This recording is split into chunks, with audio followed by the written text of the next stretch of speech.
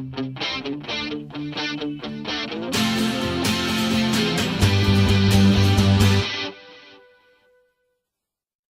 everybody, this is James Davidson and I'm presenting the functions of U.S. embassies abroad related to business on behalf of my team. I would like to send out a special thanks to contributing members Shannon Breen, Parker Harris, and Kathleen Kelleher.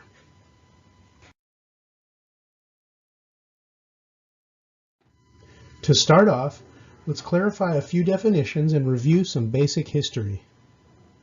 Embassy. An embassy is a body of persons entrusted with the mission of diplomacy with a sovereign or government, especially an ambassador and his or her staff.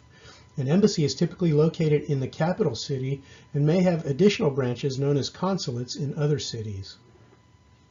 The country sending the ambassador is known as the sending nation, and the country hosting the ambassador is known as the receiving or host nation. An ambassador is often also referred to as chief of mission, because he is considered the leader and chief of the diplomatic mission. The ambassador is the U.S. President's personal representative to the host nation. The ambassador is also the highest-ranking U.S. diplomat in the host nation. Now for a little basic history. The first American diplomatic efforts were led by Benjamin Franklin during the 1770s leading up to the Revolutionary War. Today, the U.S. has 294 physical embassies, consulates, and diplomatic missions across the world. 27 of those are in the Middle East and North Africa region, which is the most of any other region. The host nation's government is responsible for security of the diplomats and the area around the embassy. The embassy itself belongs to the country it represents. Representatives of the host nation cannot enter an embassy without permission, even to put out a fire, and an attack on an embassy is considered an act of war.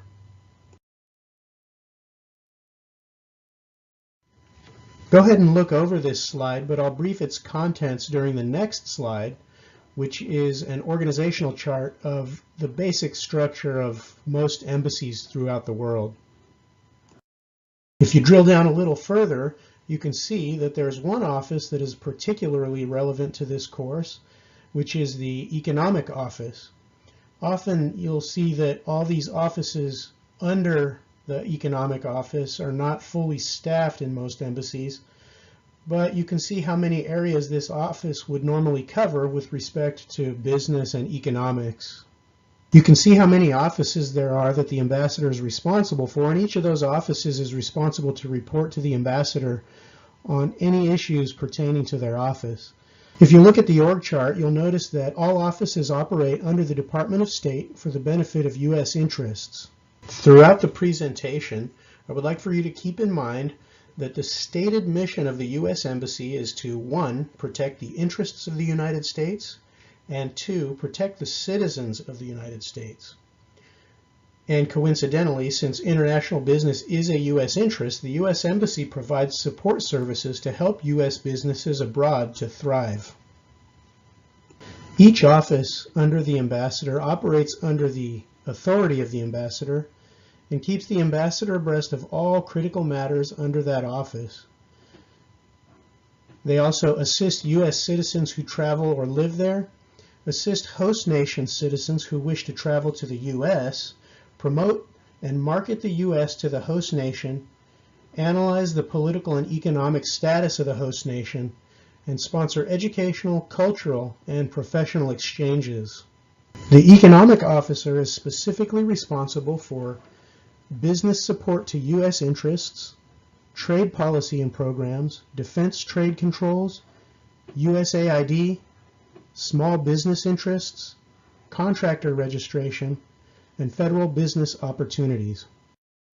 Next, we'll review the 4 roles: relate, analyze, promote, and facilitate of the embassy, which encompass almost every aspect of international business as it relates to U.S. embassies. An ambassador relates to the host nation by physically living there and building rapport with the communities where they live. This creates a space where American businesses can be welcomed by the host nation. Former Chinese Ambassador Rant is a good example of how ambassadors fill this role. He lived in the Chinese community, volunteered there, and became an important embellishment to Chinese culture, thus helping to ease tensions for businesses to enter. The embassy continually conducts country studies and analyses which include economic, political, and socially relevant information. A good example of analysis that is available for businesses to leverage is the U.S. Embassy India's Country Commercial Guide. The guide relates all kinds of relevant information and analysis to businesses interested in expanding into the Indian market. The information and analyses found in the guide are produced by credible economic experts located at the embassy. U.S. embassies throughout the world are deeply involved in promoting U.S. partnership abroad. Of course, these partnerships could eventually lead to business deals, but they also serve a humanitarian function. For example, by promoting social cohesion in a violence-ridden country, that country may become less dependent on illegitimate means for sustenance and begin to implement sustainable economic change there. These efforts promote the U.S.'s goodwill and lead to long-lasting international economic and business opportunities, like, for example, building infrastructure.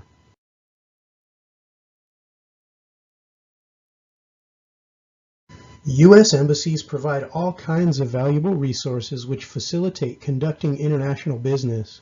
For example, the U.S. Embassy in Peru's business link through the U.S. Embassy website offers mounds of information relevant to conducting business in Peru. For example, a business owner could visit the site and learn about agricultural regulations, commercial laws, and access volumes of market research. These resources provided by the United States Embassy make it easier than ever for American business owners to expand globally. Here's a really useful private website that allows you to access information on any U.S. embassy throughout the world. In today's political climate, some are not convinced of the benefits embassies provide to American citizens. Some argue that the practice is outdated since most communication is done electronically now and that hosting a U.S. embassy may be a disadvantage politically to the host nation at times.